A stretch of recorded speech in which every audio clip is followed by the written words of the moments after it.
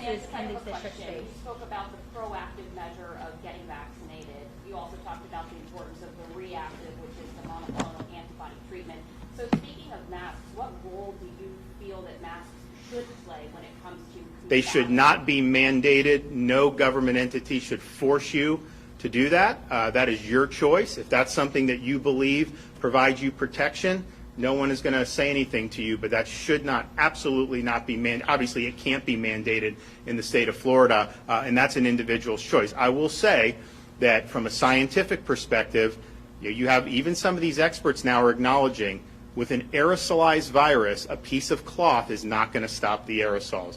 When they started doing the masks last year, the thought was it's respiratory droplets, and so the respiratory droplets, maybe you could intercept some. But when you're talking about aerosol transmission, something that's very highly contagious, just understand what an N95, a medical mask, that will intercept some of the aerosols. But just a piece of cloth is not going to do that. Osterholm, one of Biden's advisors, has acknowledged that. You got other people that are acknowledging that. But look, I leave that to people to make their own judgments. If they feel comfortable with that, do it. But absolutely not should that be mandated in any way. And you've seen places that have done the mandates, and they've had huge increases, even above what Florida has. Louisiana per capita was significantly higher than Florida this summer. So yeah, I think that that's a choice, and that's what. We trust people to make their own decisions in this state. We are not going to be bludgeoning people with restrictions and mandates and lockdowns or any of that stuff. It hasn't worked, obviously. It has immense cost to society, and so you're going to be able to make those decisions for yourself. And I think our job is to be able to protect your right to be able to make those decisions for yourself. You mentioned additional consequences. What do you Anyone else who hasn't had a chance to ask? Yes, ma'am. I haven't asked one yet. There are some people in Orange County that are trying to get appointments today, tomorrow. There aren't any available till the weekend. Is there any consideration of opening even more sites? I know you mentioned. Yeah, we should. I should figure that out because if you look at, they're not doing 320 a day in Orange County. They haven't yet. I think they did 180. I know they're seeing some walk-ups. Do you want to weigh in? Where are we on that? Because I know that some they're not booking 320 appointments, so there is some ability to do walk-ups. And you're absolutely right. We're adjusting the appointment scheduling. They had set aside a certain number to allow for that walk-up, but when the walk-up demand doesn't meet, they need to open up more appointments. And I think they're constantly working on adjusting that as we see the local demand and for the Regeneron. Can you touch on the turnout while we have you? Can you touch on how many people we're seeing come out? Oh yeah, and we've treated I think it's over 10,000 people across the state of Florida now. And what we see is each site as we open it up.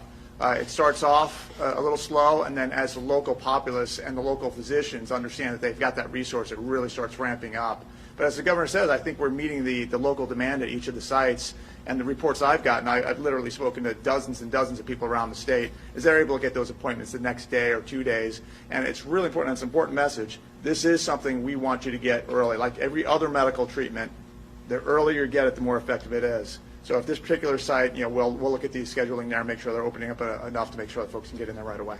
Yeah, I think it's important to, and so we're going to look into that because it is important to do it early. And so if you are booking somebody out 3 or 4 days in advance, but you're doing 180 when you have the ability to do 320, are you saving that for walk-ups or whatnot? So we're going to look into that because I think at the end of the day, we want everybody to get treated who needs it.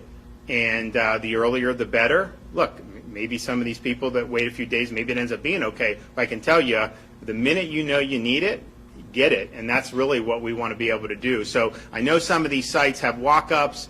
So we'll look at the Orlando one. It has not done over 300 though in any of the days. It's been open now a week or two.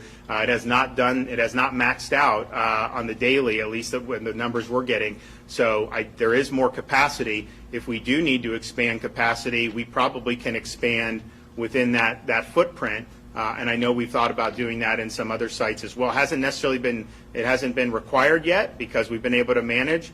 But yeah, I think to book people out too far in advance on this, it's one thing to book people a week out, unlike when we were doing the vaccine, because obviously a lot of people wanted it, you had to do it, whatever.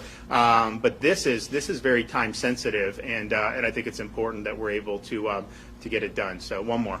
Should a prospective patient talk to their primary care provider for any reason before coming here to see? It's a great question. So if you're somebody that is COVID positive, should you talk to your physician before coming here? The answer is you absolutely should do what you think is appropriate in that regard. You do not, however, need to get a prescription or a physician referral. The Surgeon General in Florida has issued a standing order. And so you can come in without having done that. And again, we're not saying don't consult, because obviously I think you should consult with your physician on all this stuff. I think that's healthy.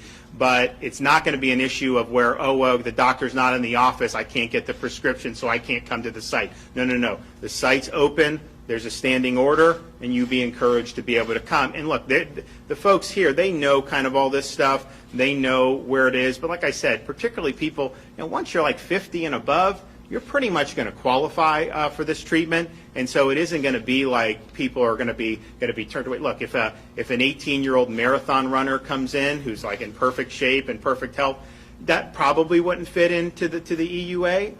But by and large, folks that are at risk are going to be able to do it, and that is standing, and it does not require that you consult with a physician beforehand. That's up to you, and it definitely doesn't require you to actually get a prescription. And that has one of the reasons why I think it wasn't known as much is that the hospitals were offering it, even some individual physicians were, but it was based on physician referral, so it wasn't anything you could just go do.